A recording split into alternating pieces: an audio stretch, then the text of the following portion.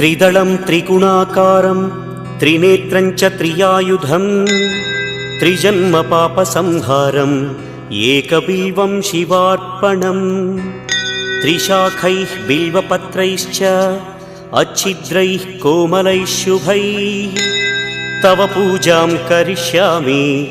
एकबिल्वं शिवार्पणम् कोटिकन्या महादानं तिलपर्वतकोटयः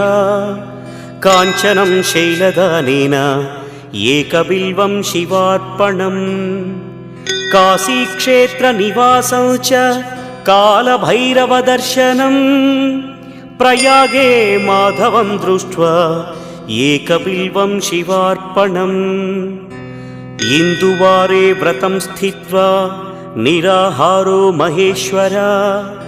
नक्तं हौष्यामि देवेश एकबिल्वं